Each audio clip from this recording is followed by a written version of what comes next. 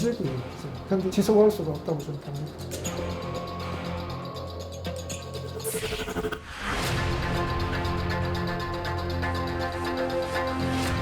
법적 분쟁에 대해서 어떠한 책임도 지지 않겠다는 것이고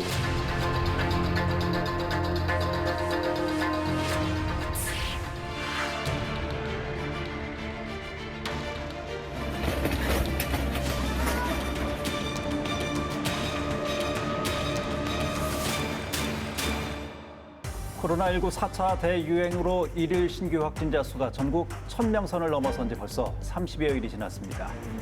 우리 지역 대전 역시 지난달 27일 거리 두기를 4단계로 격상하고 오후 6시 이후 사적 모임 인원을 2명으로 제한하고 있음에도 하루 평균 70명의 확진자가 속출하고 있지요. 급격한 확산세를 막기 위해서 현장에서 총력을 다하는 사람들이 있습니다. 벌써 1년 7개월 코로나와 사투를 벌이고 있는 선별진료소. 모두가 알고 있지만 누구도 알지 못하는 현장의 이야기. 전지적 현장 시점에서 만나봅니다. 이른 아침 빠른 발걸음으로 출근을 재촉하는 사람이 있습니다.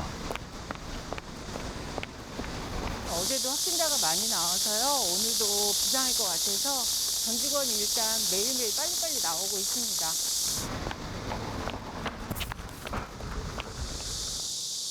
민인욱 씨의 일터인 대전 서구보건소는 요즘 그 어느 때보다 바쁜 날들을 보내고 있습니다. 코로나19 4차 대유행으로 대전 지역의 바이러스 확산세가 급증했기 때문입니다.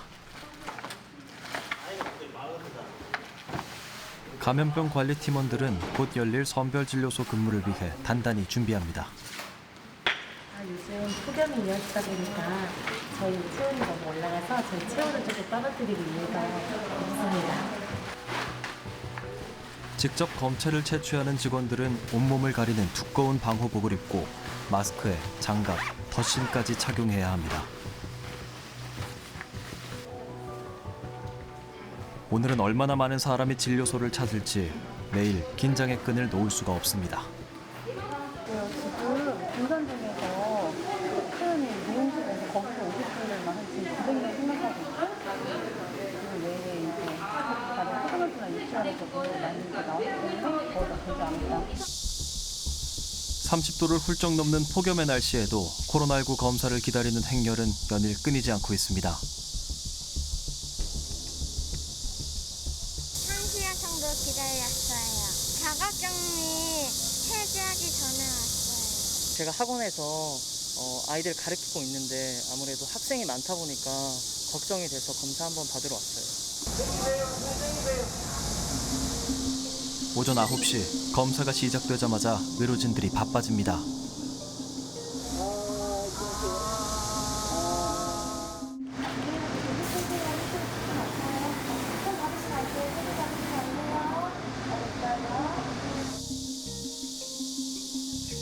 이날 기온은 34도.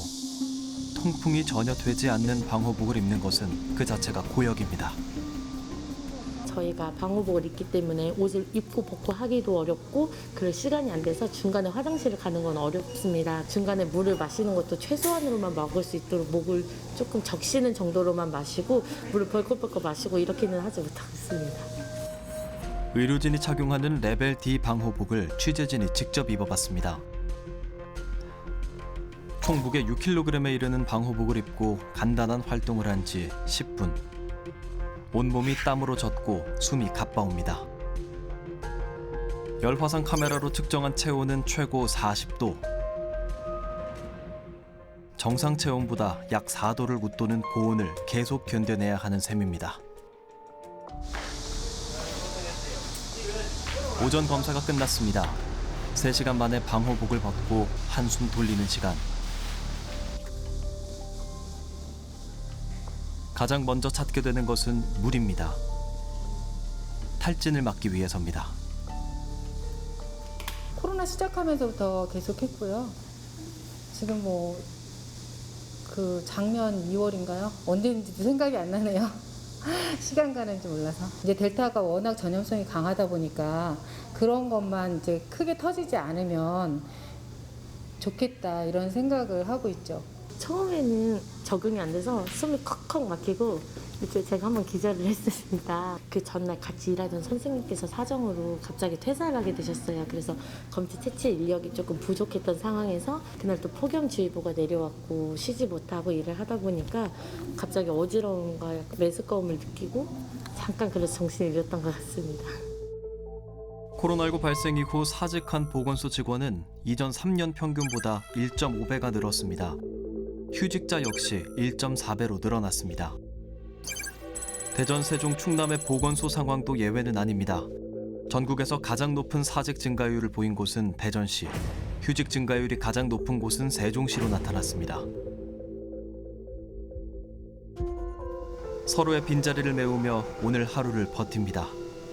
이날 7명의 팀원들은 500여 명에 대한 코로나19 검사를 진행했습니다.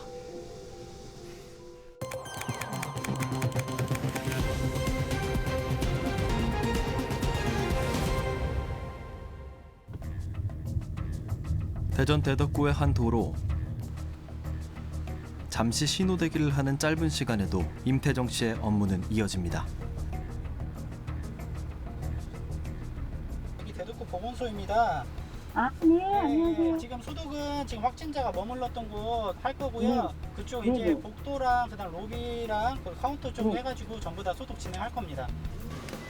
작년까지 방사선사로 근무했던 임태정 씨는 올해부터 방역 업무에 긴급 투입됐습니다. 게다가 최근 확진자가 급증하면서 4명의 팀원들이 구역별로 혼자 업무를 해야 하는 상황인데요. 취재진이 그와 동행해봤습니다. 확진자 발생과 동시에 폐쇄 조치된 한 시설. 누구보다 빠르게 시간과 싸워야 하는 최전선입니다. 저희가 역학조사 결과 방문했기 때문에 확진자분이 신속하게 소독을 진행을 하고 있습니다. 확진자의 동선에 따라 바이러스 전파를 막기 위해 공기소독과 표면소독을 진행합니다. 중점적으로 좀 신경 쓰시는 부분이 있어요? 지금 손이 가장 많은 거 이제 문고리나 뭐 스위치, 테이블, 업소로 따지자면 이제 계산대라든가 그렇게 해서 집중적으로 좀 닦고 있습니다. 이번에는 격리시설로 이송된 확진자의 자택을 찾았습니다. 불과 2시간 전까지 확진자가 머물렀던 공간. 가장 철저한 방역이 필요한 현장입니다. 확진으로 판정난 후부터 이제 나오는 그 일반 쓰레기, 음식물 쓰레기, 뭐 분리수거할 거 전부 다 이제 폐기물로 분류가 돼가지고 지금 확진자가 나가고 난 후에 이제 남아있는 폐기물 전부 다 수거해 가려고 지금 여기 폐기물통에 담아놨습니다. 대전 지역의 확진자가 늘어날수록 임태정 씨의 업무도 늘고 있습니다. 이후 음식점, 숙박업소 등 다수의 확진자가 거쳐간 10여 곳에 대한 방역을 마친 후에야 비로소 방호복을 벗고 잠시 휴식을 취합니다.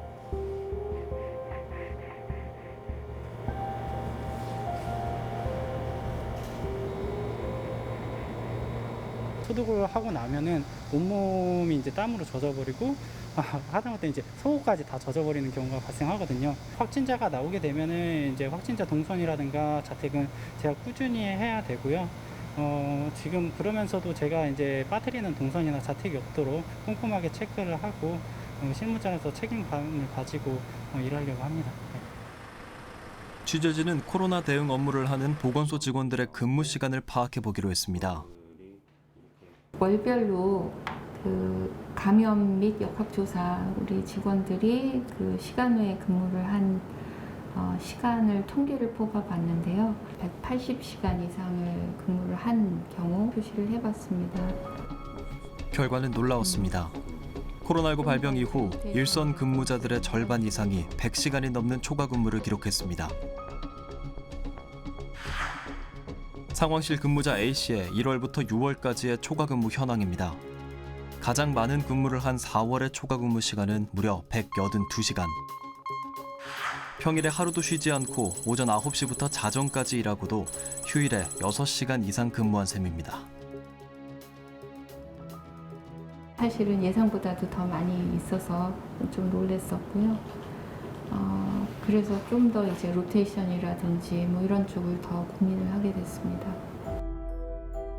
코로나 대응의 최전선인 보건소. 가중되는 업무와 인력 부족으로 지금 그곳이 병들고 있습니다. 누적된 피로에다가 엎친 데 덮친 격으로 35도를 오르내리는 폭염까지. 그래서 저희가 뭐 이렇게 영상을 통해서 보고 있는 게 오히려 죄송스러울 그런 상황인 것 같네요. 의료진들이 입는 레벨 D 방호복이 6kg 정도라고 합니다. 상당히 무거운데요. 하지만 이보다 더 무거운 것이 바로 그분들이 느끼는 불안감과 긴장감 그리고 책임감이 아닐까 싶습니다. 자칫 내가 작은 실수라도 하면 바이러스가 더 전파될 수도 있을 거라는 생각에 늘 긴장하면서 일을 하신다고들 말씀들 하시더라고요.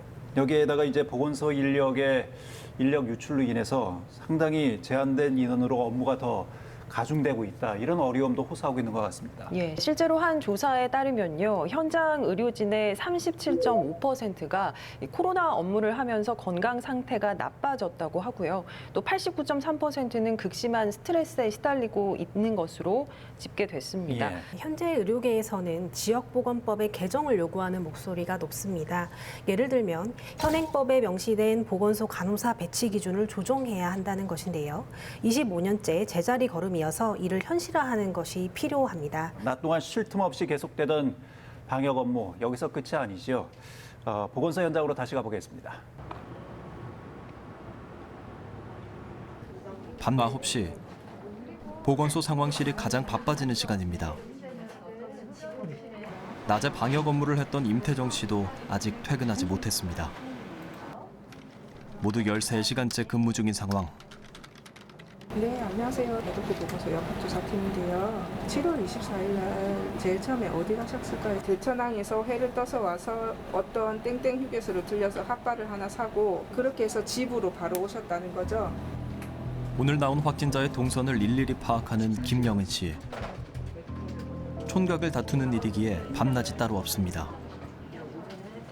이분도 지금 동선을 조사하니 여름 휴가로 다른 가족 4명까지 같이 갔기 때문에 더 전파되지 않도록 막기 위해서 지금 물어보고요. 대전의 5개 보건소에서 실시간으로 공유하는 확진자 상황도 수시로 체크하고 환자가 치료시설로 잘 이송될 수 있도록 조율하는 일도 보건소 직원들의 몫입니다. 확진이 저녁이나 밤이나 돼야 결과가 나오니까 우리는 또 결과를 보면 그때부터 일을 시작인 거거든요. 왜냐하면 지체를 또 할 수가 없잖아요. 확진이 됐으면 그 사람한테 빨리 얘기도 해야 되고 그 사람 주변인들이 또 색출을 해서 또 차단을 해야 되고 그런 일들이 이제 그때부터 시작이 되는 거라 그냥 집에 그냥 갈 수가 없는 거죠. 코로나19 발생 이후 보건소의 업무는 급증했습니다. 기존의 업무에 코로나 관련 비상 업무까지 더해져 그야말로 한계치에 다다랐습니다.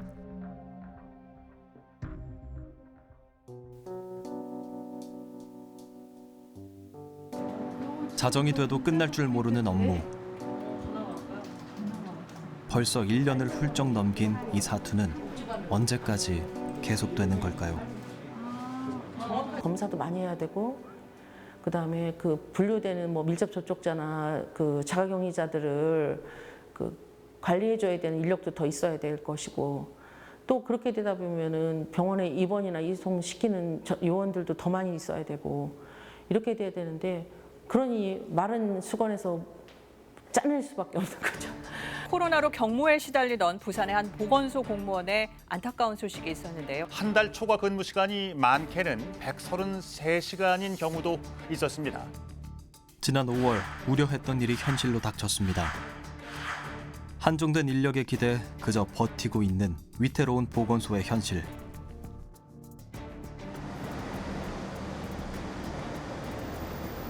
근본적인 대책이 필요하지 않을까? 우리는 보건의료 전문가를 만나 이야기를 들어봤습니다. 보건소 직원들에게만 너무 지금 힘이 많이 실려 있어서 좀 다른 그 기타 다른 행정직들도 물론 이제 지금 도와주고는 있으나 지금 이제 도와주는 차원을 넘어서서 일을 하나씩 떠안아서 좀 부담을 줄여주는 게 단기적인 대책인 것 같고요. 장기적으로 보면 이제 결국은 인력을 충원하는데 중앙정부가 그 돈도 다 가지고 있고 그런 권한도 다 가지고 있으니까 일선에서 진짜 필요할 때 뭐 그런 이제 유기적으로 잘 대처할 수 있는 그런 기본 조건들이 안 돼 있는 거죠. 전문가들은 보건소의 인력 채용 과정을 지적합니다. 행정안전부에서 공식적으로 결혼을 조사해 각 지자체에서 선발, 일선 보건소에 투입하는 기존의 채용 방식으론 내년에나 인력 충원이 가능한 상황. 그렇다면 당장의 인력난은 어떻게 풀어야 할까요? 정규직 인력 같은 경우에는 이제 충원에 시간이 오래 걸리기 때문에 보건소가 이런 시급한 상황에서 이제 신속하게 채용할 수 있는 간호사, 임상병리사 등 기간제 의료 인력과 행정 인력을 포함해서 보건소당 평균 10명 정도 한시적으로 채용할 수 있는 인건비를 올해 1, 2회 추경에 걸쳐서 지원하고 있습니다. 그러나 현장에서는 이런 한시적인 지원책에 대한 우려를 표합니다. 국가나 지자체에서도 갑자기 마련한 예산을 통해서 그때그때 내려주시는 거라서 장기적인 배치가 아니라 임금 단가도 있기 때문에 하루에 4시간밖에 못 쓴다든지 사람 수는 많지만 그 인력 배치라든지 업무 분담이라든지 하는 거에 있어서는 굉장히 제약이 많습니다. 그래서 특히 이제 심층적인 업무라든지 좀 전문성이 필요한 업무는 상당히 좀 한계가 있다고 생각합니다. 코로나19 발생 이후 570일. 우리의 일상을 지키고 있는 치열한 현장에서 지금 무거운 한숨이 들려옵니다. 정말 너무 덥고 지치다. 더 이상 할 수 없는 한계점에 다다른 인력을 가지고 전쟁을 치르고 있는 느낌. 희망이 없는 거죠. 영원으로 끝날 상황이 아니다. 가장 부족한 게 인력과 예산입니다. 이제는 위로와 격려를 넘어서 실질적으로 이분들의 노고를 보상하는 이런 대책을 좀 마련해야 되지 않을까 싶습니다. 예, 현재 정부에서 마련하고 있는 대책들 예를 들면 보조 인력을 추가로 투입한다거나 행정 인력을 보건소에 근무하도록 하는 인력 재배치와 같은 방식은 이 땜질식 처방이라는 비판의 목소리가 높습니다. 현장에서 가장 필요한 건 바로 투입할 수 있는 숙련도를 갖춘 전문성 있는 그런 인력이거든요. 개선의 방법 어떤 것들이 있을까요? 일단 의료 현장에서는 내년까지 기다리지 말고 올해 신규 정규직 인력을 바로 뽑을 수 있도록 지자체에 개별 권한을 부여해달라는 의견도 있습니다. 현장에 공백이 생길 때마다 바로 뽑아서 투입할 수 있는 그런 방법도 생각해 볼 수 있지 않을까 싶습니다. 네, 또 현재는 보건소 고유 업무에 더해서 코로나 방역 업무, 거기에 백신 접종 업무까지 2중고, 3중고가 보태지는 상황입니다. 업무의 중요도를 정해서 보건소의 기본 업무를 일정 기간 동안 조정하는 그런 방법도 필요하지 않겠냐 이런 지적도 나오고 있습니다. 예, 코로나 위기 상황에서 행정의 안전성, 원칙도 중요하지만 비상 상황이라는 것을 다시 한번 상기해야 하지 않을까 싶습니다. 대전, 세종, 충남 지역민들의 제보로 만들어지는 시사앤드 세남, 전화와 이메일을 통해서 여러분의 제보를 기다리고 있습니다.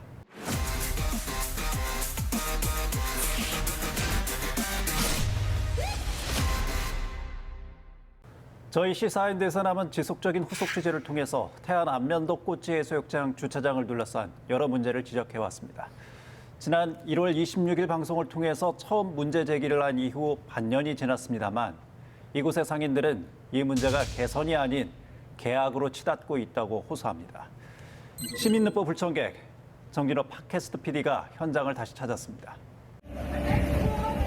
꽃지 해수욕장 주차장에 마련된 가설 건축물 앞에 굴착기 한 대가 서 있습니다. 잠시 뭔가를 기다리고 있는 듯한데요. 그런데 이때 안에 사람이 있음에도 불구하고 굴착기가 천막을 내리칩니다. 이 굴착기를 운전하는 사람은 충청남도로부터 이곳 운영을 위탁받은 민간업체 대표인데요. 그리고 이어지는 누군가의 비명. 이곳에선 대체 무슨 일이 벌어졌던 것일까요?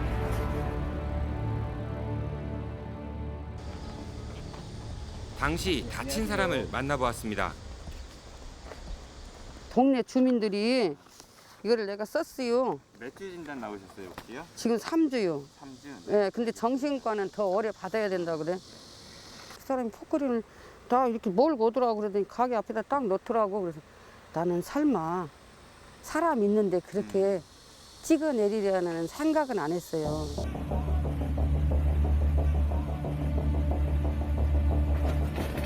그 눈빛이 꼭 나를 죽일 것 같았어요. 그 눈빛하고 그 포크를 내려치는 걸 생각하면요. 지금도 하면 잠이 안 와요. 잠을 잘 수가 없어요. 그렇다면 이 위탁업체 대표의 이런 행위, 법적으로는 어떤 처벌을 받을 수 있을까요? 사람이 있는데 지금 이러고 있는 거예요? 사람이 안에 있는데.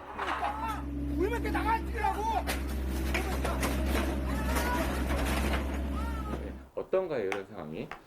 지금 거기 뭐 비명 소리가 들리는 것 같던데 많이 다치셨어요? 예, 다치셔가지고 지금 입원하신 상태거든요. 이거 다분히 고의성이 있어 보여가지고 이거 무조건 상해죄고요. 이거 특히 위험한 물건, 포크레인 동원했으니까 특수상해죄 됩니다.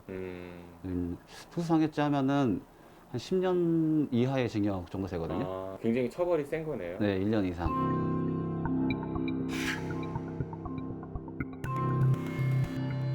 경찰은 이제 출동해가지고 모든 상황을 이제 CCTV로 녹화 화면을 보고 이제 그거를 근거로 해가지고 이제 바로 이제 체포하게 된 거죠.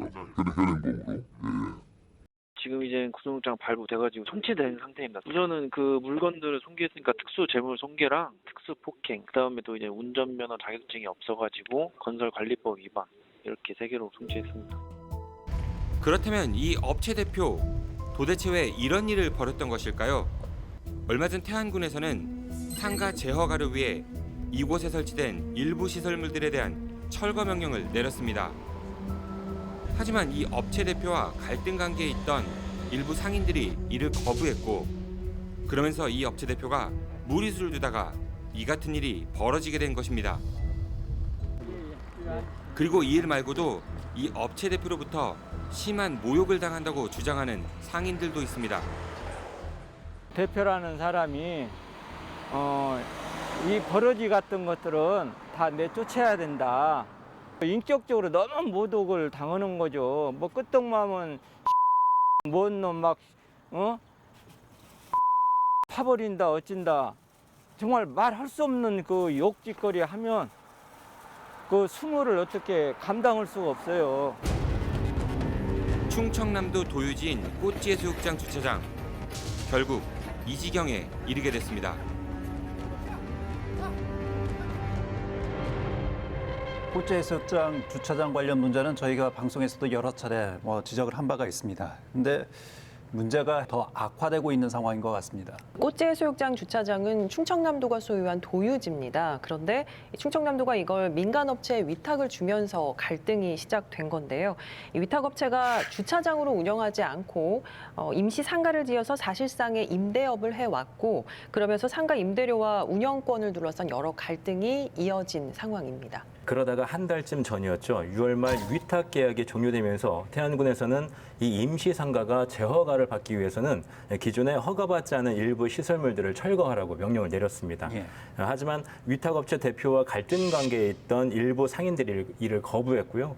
그래서 이 업체 대표가 그 상인들의 시설물을 강제 철거하겠다면서 이런 사태가 빚어졌습니다.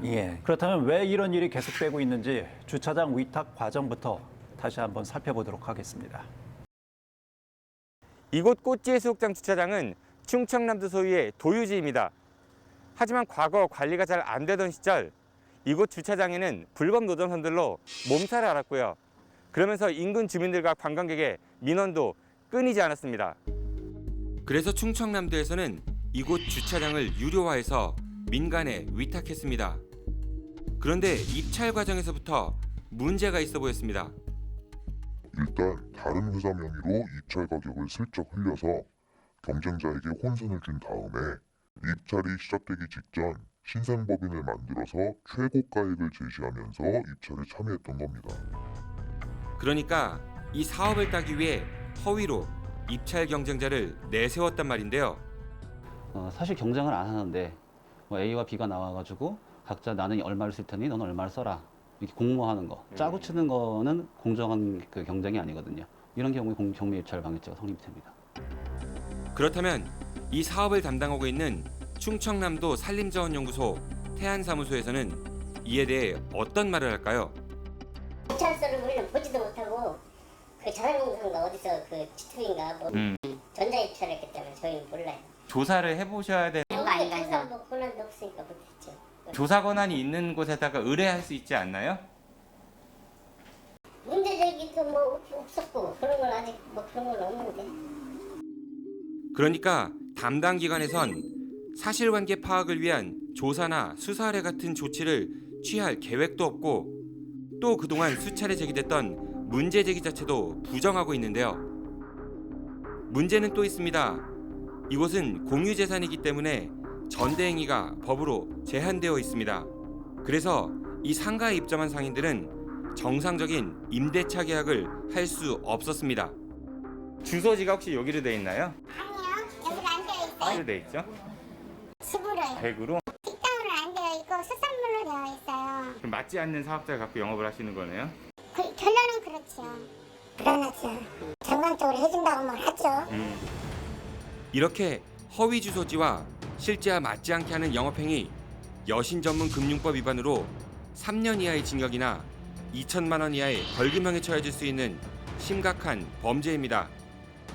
그 태양군에서 허가를 소매점 허가하고 건축법에 의해서 허가를 맡아서 하는 거예요. 그거는 대표님의 꽃지강한 컨설팅만 그런 거고 그 안에 입점해 있는 상인들 있죠? 어쨌든 그렇게 지금 다 하고 입점해 있는 상인들 있죠? 그 안에 개별 상인분 아니, 자꾸 이렇게 찬양하시면 안 된다니까. 개별 상인분들 그거 지난번 전임 아시고 계셨거든요? 저희는 저 할 거는 다 했어요. 그러니까 담당 행정기관이 이런 사실을 알면서도 시정 조치를 위한 노력보다는 자신들 책임이 아니다 이렇게 소극적인 태도로만 일관하고 있는데요. 그동안 이 지역 주민들과 상인들은 이에 대해 끊임없이 문제 제기를 해왔습니다. 하지만 변한 건 아무것도 없어서 결국 이들은 관련 사항을 감사원에 민원 제기했습니다. 입찰 문제를 담합이라는 걸 제기를 했는데도 불구하고 휴양림 사업소 그러니까 도산림자원연구소는 일체의 반응이 없었고요. 나는 모르쇠를 갖고 상점에다가 전부 카드를 이동했죠. 이동을 해서 여신관리에 대한 위반 사항이 지금 발생하고 있다고 하니까 그 점에 대해서도 역시 감사원에다 청구하려고 진정을 넣으려고 지금 준비를 다 했습니다.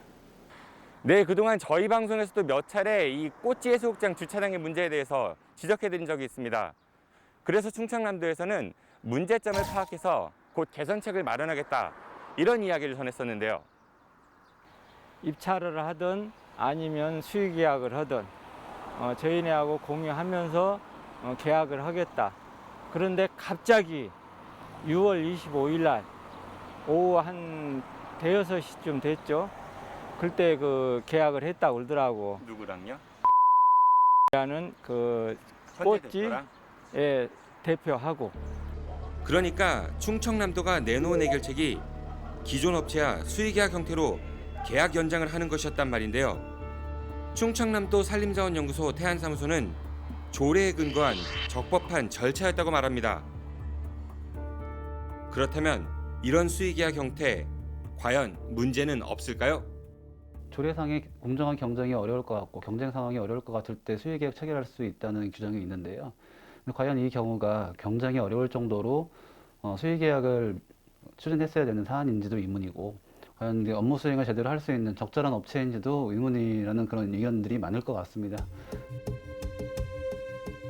그렇다면 이런 상황에 대해서 충청남도는 어떤 이야기를 하는지 한번 들어보도록 하겠습니다.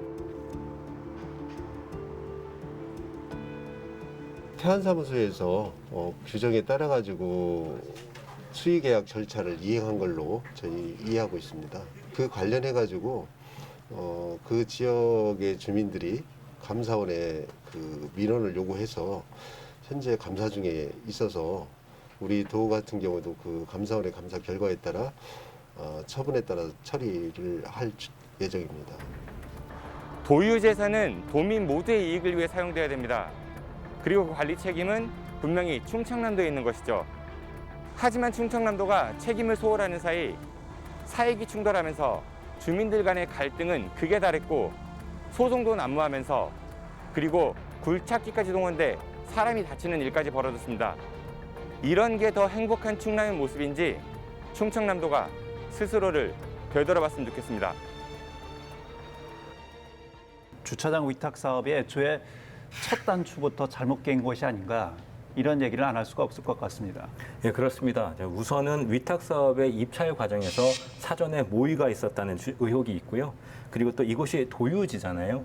예, 그러다 보니까 정상적인 전대에 제한이 있어서 상인들이 어쩔 수 없이 허위로 사업자 등록을 해서 영업을 해야 하는 상황에 내몰리게 된 거죠. 만약 입찰 과정에서 사전 모의가 실제로 있었다면 경매 공정을 해한 경우에 해당하여 입찰 방해죄로 2년 이하의 징역 또는 700만 원 이하의 벌금형에 처할 수 있습니다. 예. 또 상황에 따라서는 사기죄나 업무방해죄까지 검토할 수 있는 사안이고요. 주소지가 다르거나 업종을 다르게 등록한 경우에는 여신전문금융업법 위반 문제가 발생할 수 있고요. 예. 또 세금 신고의 과정에서도 위법 사항이 나올 수밖에 없을 것 같습니다. 결국 상인들은 본의 아니게 위법과 탈법의 상황으로 내몰리는 이중의 피해를 입게 되는 것이죠.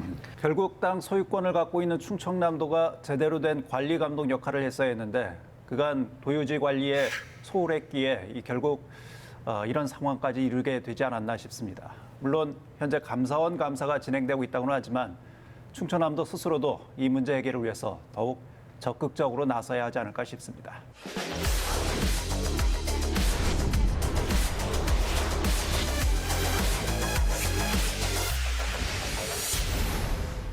노동자들 사이에서 죽음의 제철소라 불리는 일터, 바로 현대제철 당진제철소입니다. 저희 시사인 대선함에서는 지난 6월 1일 현대제철 내에서 벌어진 중대재해 사망사고 등 수년째 비슷한 참변이 반복되는 원인으로 불공정한 고용 형태를 짚은 바 있습니다. 당시 고용노동부가 근로자들을 직접 고용하라는 시정 지시를 내렸지만 현대제철 측은 지시를 따르지 않고 검토 중이라고만 밝히고 있습니다. 그 이후 어떻게 됐을까요? 오늘 이럴 수 이슈에서 다시 한번 노동자들의 목소리를 들어봅니다. 안녕하세요. 저는 현대제철 비정규직지회 지회장 이강근입니다. 법원과 고용노동부에서는 불법 파견 문제를 해결하고 그것을 해결하는 방법으로 직접 고용을 지시하였습니다. 하지만 현대제철은 일방적인 자회사 전환을 통해서 불법 파견 문제를 해결하려고 하고 있습니다. 이게 말이나 되는 것입니까?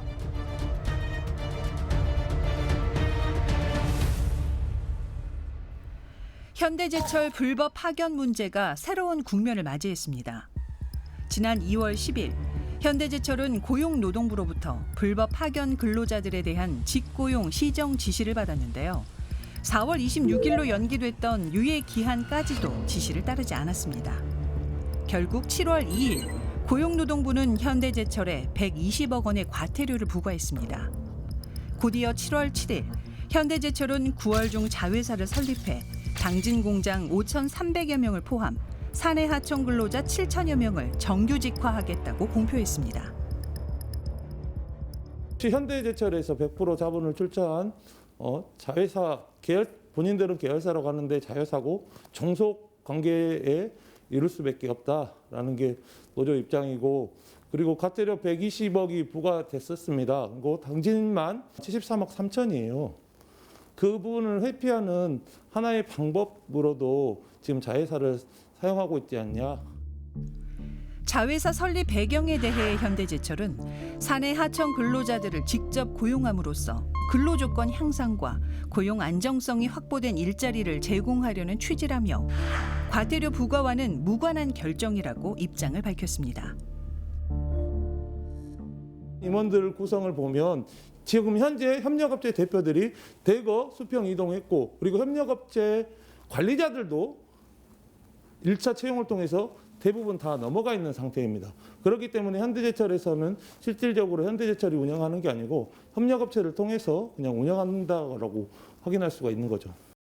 달라진 게 없이 종속적이고, 이 자회사의 이 관리자들 자 역시 모회사에서 보통 채용을 하기 때문에 자회사로 전환하는 것이 지금의 용역회사, 사내하청의 그 근로조건하고 크게 나아질 게 없고요. 현 체계에서 크게 달라진 거 없이 유지를 하겠다고 하는 그런 의도인 거예요. 그다음에 고용 안정 측면에서도 뭐 일부 조금 나아진다고는 하더라도 그게 근본적으로 달라지는 것이 아니기 때문에 그런 상황에서 상당히 이제 문제가 있어 보입니다. 현대제철 비정규직 지회는 자회사를 통한 정규직화는 결국 규모만 커진 하청업체와 다름이 없다며 설립 철회를 요구하고 나섰는데요. 이와 함께 자회사 설립 배경에 대한 또 다른 의혹도 제기했습니다. 가까이 있는 현대위아부터 해서 동일한 공정인 순천 공장 그리고 포스코 사례만 보더라도 대부분 제조업 사내 하청 노동자들이 불법 파견 소송에서 대부분 다 승소를 했습니다. 불법 파견 근로를 인정하고 사내 하도급 업체 노동자를 직접 고용해야 한다는 법원의 판결이 잇따르고 있습니다. 현대위아 평택공장의 사내 하청 근로자 불법 파견에 대해 직접 고용이라는 대법원의 판결이 난 건데요. 현대제철 순천공장 근로자들도 불법 파견 소송에서 2심까지 승소한 상황입니다. 현대제철 당진 공장에서 진행되고 있는 공정하고 똑같은 공정이 순천 공정에 있거든요.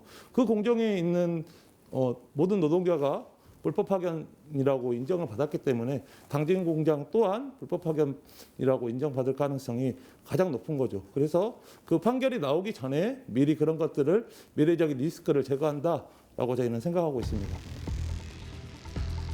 이에 현대제철 비정규직지회는 비상대책위원회를 꾸리고 자회사 전환 중단을 강력하게 촉구하고 나섰습니다. 직접 고용을 회피하고 실제 이제 자회사를 설립하는 그 이면에는 여전히 차별을 유지하고 있고 사용자로서의 책임을 면피하기 위해서 하려는 것이다. 자회사 전환하는 거는 말 그대로 평생 비정규직으로 차별을 고착화시키고 사용자 책임을 면하겠다. 그 이상 이하도 아니다. 이렇게 민주노총은 생각하고 있고요. 노조의 입장은 자회사는 직접 고용을 회피하기 위한 사측의 수단이며 정규직 전환으로 받아들일 수 없다는 겁니다. 하지만 현대제철은 설립 추진 중인 자회사에 대해 현대제철에 종속되지 않는 현대자동차 그룹의 대등한 계열사이며 기존의 자회사들과는 다른 형태의 회사라고 밝혔습니다. 그 개념이 어떻게 다르냐고 묻는 건 질문 자체가 좀 무의미한 것 같고, 한 가지 분명한 건 어느 쪽이든 독립된 법인은 맞다라는 것이죠. 당연히 권리 의무의 주속 주체가 다르기 때문에 자회사를 통해서 노동자들을 고용한다고 하더라도 파견법상의 직접 고용 의무를 다한 것이라고 볼 수 없으면 명백합니다.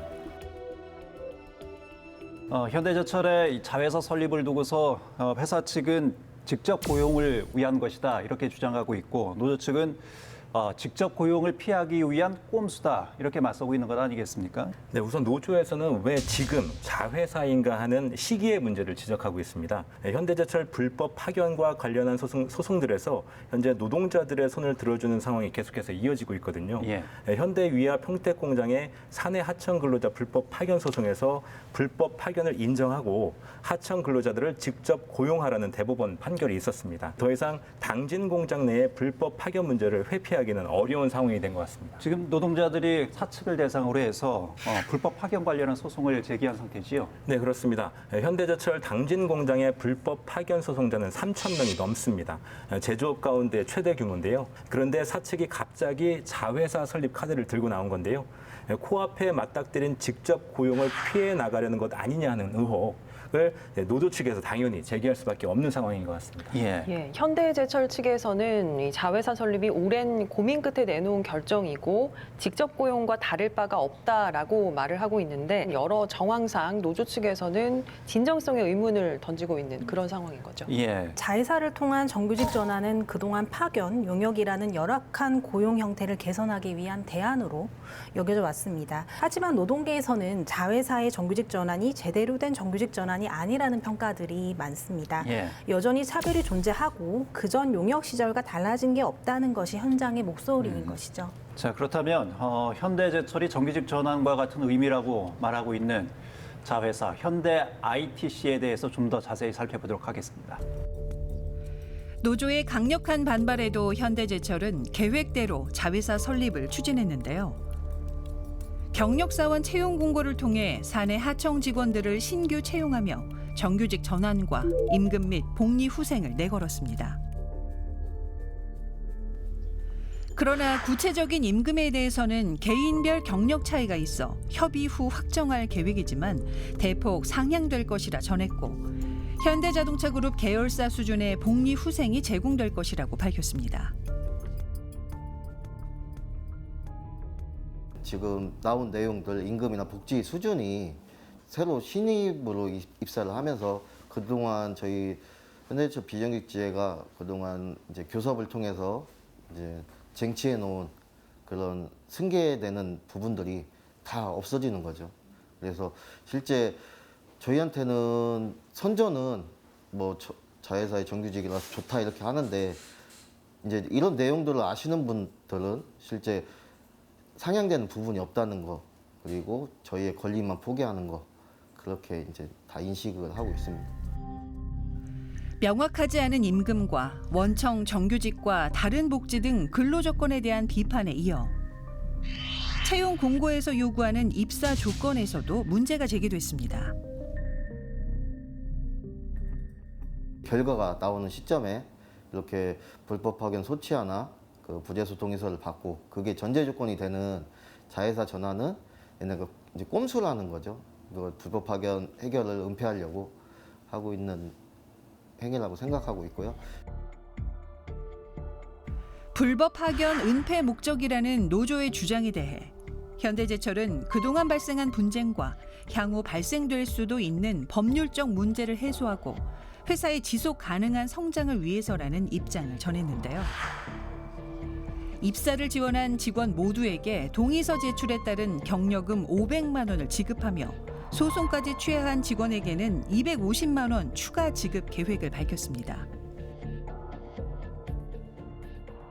지금 고용이라는 노동자들에게 굉장히 절실한 요건을 들어서 이 요건과 사실상 크게 상관이 없는 소취하라는 행위, 의무 없는 행위를 하도록 강제하는 것이거든요. 이게 형법상 강요죄에 해당할 수 있고 지금 의무 없는 일을 다른 상관없는 조건을 결부시켜서 만약에 이걸 받아들이지 않는다면 너에 대해서 고용을 이어가지 않을 수 있다라는 협박, 소취하를 강요하는 건 그동안의 법적 분쟁에 대해서 어떠한 책임도 지지 않겠다는 것이고 그동안에 문제가 있었던 점들에 대해서 인정하지 않는 태도이기 때문에 그 의무 없는 일을 하게 하는 것이 굉장히 말 그대로 강요적인 행위인 것이죠.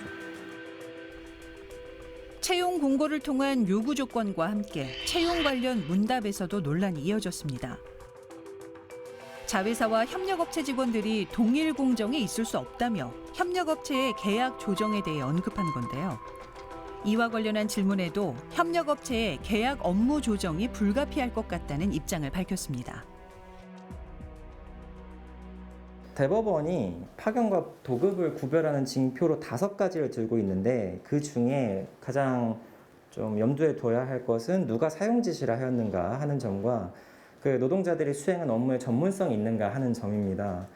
원청이 하청업체의 노동자들을 스스로 재배치할 수 있다는 입장을 밝힌 것 자체가 이미 자신들이 사용 지시를 하여 왔다라는 것을 인정하는 점이고, 그래서 원청이 만약에 하청업체의 노동자들의 업무를 바꾸어서 스스로 재배치를 한다고 하면 그것이 불법 파견임을 인정하는 꼴이 될 것이다.